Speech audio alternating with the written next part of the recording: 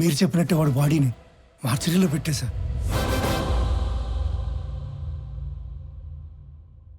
అందరికీ నమస్కారం. శ్రీ నందగోపాల్ చక్రవర్తి మా అన్నయ్య పీపుల్ మార్ట్ కంపెనీ స్థాపించి వచ్చిన ఆదాయంలో 50% పైగా కార్పొరేట్ స్థాయిలో ఉచిత విద్య వైద్యం అందిస్తున్న సంగతి మీ అందరికీ తెలుసు. ఈరోజు ఆయన సేవలను గుర్తించి భారత ప్రభుత్వం పద్మశ్రీతో గౌరవించినందుకు సంతోషిస్తున్నాను. ఆయన తమ్ముడినైనందుకు గర్వపడుతున్నాను. ఇప్పుడు అన్నయ్య మాట్లాడతాను. Good morning everybody. అందరిలాగే నేను ఒకప్పుడు నాకెందుకు సక్సెస్ రావటం లేదు అని, why am I not successful అని బాధపడిన వాణ్ణే. మరేం చేస్తే సక్సెస్ వచ్చిందో తెలుసా? వెదురు చెట్టు కోసం గింజల్ని భూమిలో పాతి నీళ్లు పోస్తే మరుసటి రోజుకు ఏమీ రాదు, తరువాత వారానికి ఏమీ రాదు, నెలకి ఏమీ రాదు, ఏడాదికి రాదు. కానీ 3 ఏళ్ల తర్వాత మొలకొస్తుంది. ఆ తర్వాత అది ఎదగడం మనం అలా చూడాలి. ఆ 3 ఏళ్ళు లోపల అది ఏం చేస్తుందో తెలుసా? అది పైకి ఎంత ఎత్తు ఎదుగుతుందో అంత లోపలికి దాని వేరుల్ని దిప్పుతుంది. సక్సెస్ అయ్యాక మనం ఎంత ఎత్తు ఎదగాలి అనుకుంటామో అవ్వక ముందు అంత గ్రౌండ్ వర్క్ చేసుకుని ఉండాలి. ఆ గ్రౌండ్ వర్కే సక్సెస్ అవ్వడానికి రీజన్. Thank you. అందుకే నేను స్టెప్ బై స్టెప్ ఎదగడాన్నే నమ్ముతాను. నా పీపుల్ మార్ట్ కుటుంబ సభ్యులందరితో ఒక విషయం చెప్పాలి. పిలుపుకే కుటుంబ సభ్యులు అంటాను గాని నాకు నిజంగా మీ అందరినీ కుటుంబ సభ్యుల్ని చేసుకోవాలని ఉంది. కానీ ఎలాగో తెలీదు. నేను 2 నెలల్లో చనిపోతున్నాను. I'm suffering with neurodegenerative disease. Doctors maximum 2 నెలలని చెప్పారు. మన కుటుంబానికి పెద్దగా ఈ విషయం చెప్పడం నా బాధ్యత కదా. I'm living happily. I want to die happily. I'm living successfully. I want to die successfully.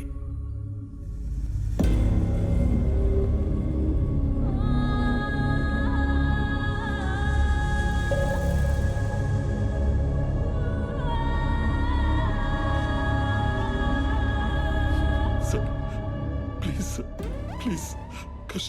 కష్టపడి కట్టుకున్న కంపెనీ సార్. 15 years కష్టం సార్. వదిలేండి సార్ ప్లీజ్. అన్నా చెప్పన్నా, నువ్వైనా చెప్పన్నా ప్లీజ్ అన్నా. వదిలేనా చెప్పన్నా. అలా ఎలా అడుక్కోమనిపిస్తుందిరా? కాపాడుకోలేని వాడు కింగ్ ఎలా అవుతాడు? Am I right?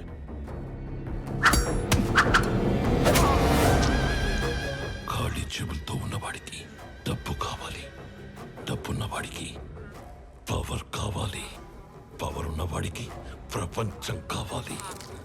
ఎదిగిన కంపెనీ అంటే ఎదిగిన ఆడపిల్ల లాంటిది. ఆరేసు కూర్చుంటే ఇలాగే ఆక్రమించుకుంటాం.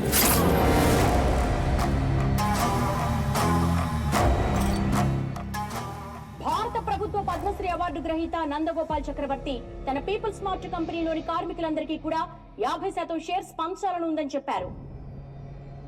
నా పీపుల్ మార్ట్ కుటుంబ సభ్యులందరికీ ఒక విషయం చెప్పాలి. 2 నెలల్లో షేర్స్ అన్ని కంపెనీలో పనిచేసే ప్రతి ఒక్కరికి సమానంగా పంచి మిమ్మల్ని అందరినీ నా కుటుంబ సభ్యులుగా చేసుకుంటాను. ఈసారి ఆక్రమించుకోవడానికి రాజ్యం కాదు, ఒక ఎంపైరే దొరికింది. అథర్వా, 2 నెలల్లో వస్తున్న నీ బర్త్డేకి ఏం గిఫ్ట్ ఇవ్వాలా అని చూశాను. Correct gift దొరికేసిందిరా.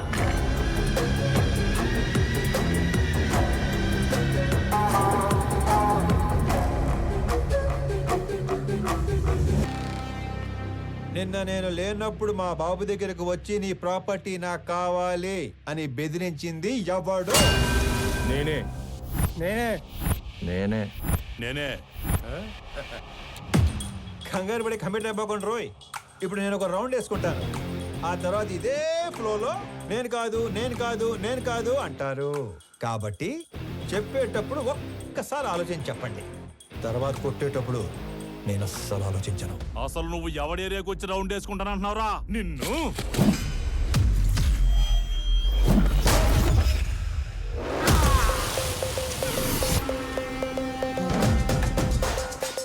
ఇంకా మాట్లాడుకుంటానే ఉన్నాం కదరా, అప్పుడు ఎందుకు కొట్టావండి? నాకు వీళ్ళలో విలన్ కనిపించాడు. కనిపిస్తే if I see a villain in you, you will see a hero in May.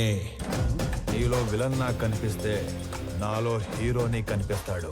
So నేను మాట్లాడేటప్పుడు నీలో విలన్ అస్సలు బయట రాకూడదమ్మా. అసలు నువ్వు ఇక్కడి నుంచి బయటకు వెళ్తేనే కదరా.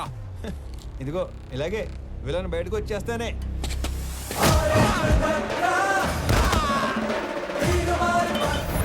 ఇలా హీరో చేస్తాడు. అదిగో నీలో కూడా విలన్ బయటకు వచ్చేసాడు.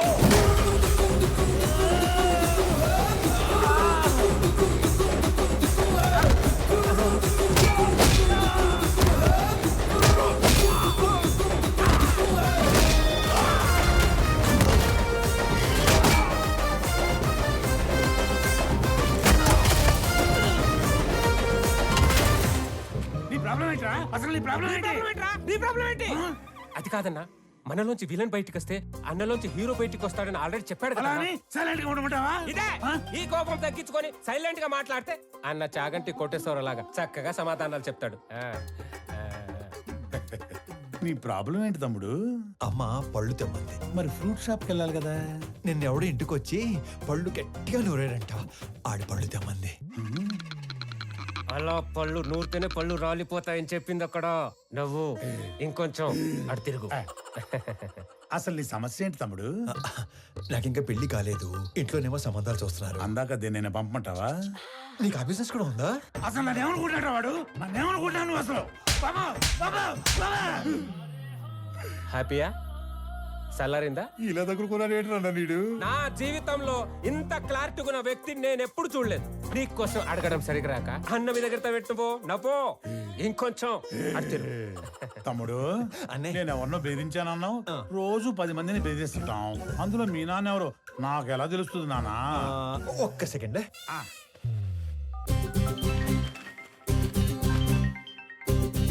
నానోయ్ రౌండ్ అయిందా? అయింది. ఎంటర్టైన్మెంట్ రౌండ్ నడుస్తుంది అంతేగా? అంతే అంతే. నాకు చూపించు. ఇదిగో. అచ్చా నువ్వు ఈడి కొడుకువా? నీ ఫ్యామిలీ మొత్తాన్ని చంపైనా సరే ఆ ఇల్లు లాక్కుంటాం. వచ్చేసాడు. మీ అందులోని విలన్ వచ్చేసాడు. ఒక నీలో తప్ప అందరిలోని విలన్ వచ్చాడు. ఇక నాలో హీరో బయటకు వచ్చేస్తాడు. పట్టుకో. నీ కొడుకు కొడుతుండే కదా చాలా కాలం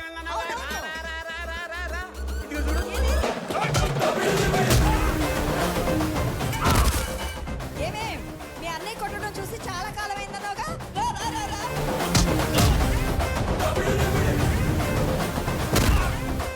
ఒరేయ్, ఆ గుండుగాడిని 4 ఎక్కువైరా. నేను చాలా ఎక్స్ట్రాలు మాట్లాడాడు.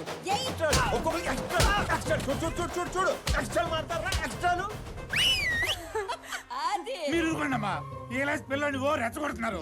మాకేమైనా అయిందంటే ఆరోగ్యశ్రీ కార్డులు కూడా లేవు తెలుసా? మరి అలాంటప్పుడు ఆడుతూ ఎందుకు పెట్టుకున్నావు? ఆడసలే తేడాగాడు. ఆడే రెచ్చగొడతాడు, ఆడే కొడతాడు. ఏం చేస్తాం? మా టైం బాగాలేక పెట్టుకున్నాం. అమ్మో, టైం అంటే గుర్తుకొచ్చింది. ఒరేయ్, ఆఫీస్కి వెళ్ళవా? టైం అయింది. మర్చిపోయాను. అదొకటి ఉంది కదా. ఇంకో చిన్న వార్నింగ్ ఇచ్చి బయలుదేరతానే.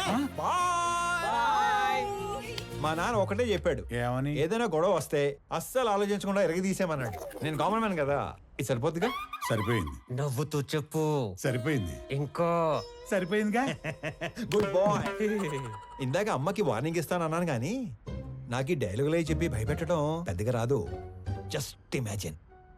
ఫస్ట్ టైం కాబట్టి సైలెన్సర్ పట్టుకొచ్చా. మళ్ళీ ఇదే రిపీట్ అయితే ఈసారి సైలెన్సర్ కాదు కత్తి పట్టుకొస్తా. సైలెన్సర్ తో దెబ్బ పడ్డ ప్రతి చోట కత్తితో వేటు పడిందనుకో.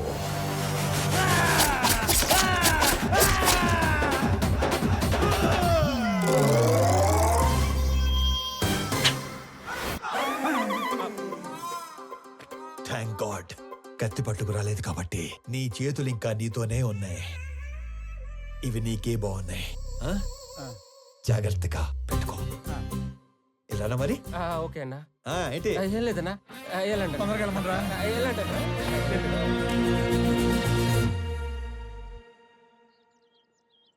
ఆనంద్ ఎక్కడా? రెడీ అవుతున్నాడు.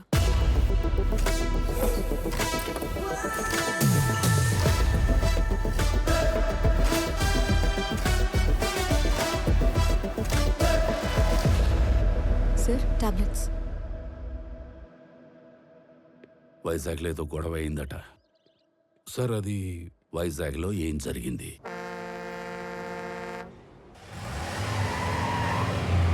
హైదరాబాద్ నుంచి సర్వే చేసేలాగా సర్వేలెన్స్ పెట్టించాను. ఆల్రెడీ లైన్స్ తీసుకున్నాం సార్. కనెక్ట్ చేయడం ఒకటే బ్యాలెన్స్. మీరు ఒకసారి వెరిఫై చేస్తే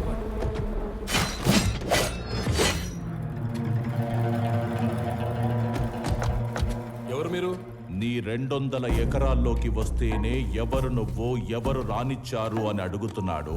682 చదరపు కిలోమీటర్లున్న నా వైజాగ్ కాన్స్టిట్యున్సీలోకి వచ్చి 1000 మందికి ఉద్యోగాలు, 100 కోట్ల ప్రాజెక్టు కడుతుంటే ఏరియా ఎక్స్ఎమ్మెల్యేని నేను అడగొద్దా ఎవరు నువ్వు, ఎవరు రానిచ్చారు అని? ప్లీజ్ సార్, గొడవ చేయకండి, కూర్చొని మాట్లాడుకుందాం. నేను మాట్లాడడానికి వచ్చాను కాబట్టే నా మనుషులు ఇంకా వెనకే ఉన్నారు, మీరింకా బతికే ఉన్నారు. అది కాదు సార్, నేను చెప్పింది కూడా చెప్పానండి. నేను చెప్తున్నాను, నువ్వు వినో. ఈ కంపెనీ ఇక్కడున్నంత కాలం బిజినెస్ లో 10% నాకివ్వాలి. సార్, ఇది కొన్ని వేల మంది కష్టం. దీన్ని ఎవరికి ఊరికే ఇచ్చి వాళ్ళ కష్టాన్ని అవమానించలేను. I'm sorry sir. 50 మందా? వీడు అసలే ఎవరి మీద చేయి కూడా ఎత్తాడు. ఎలా బయటపడ్డాడు అసలు?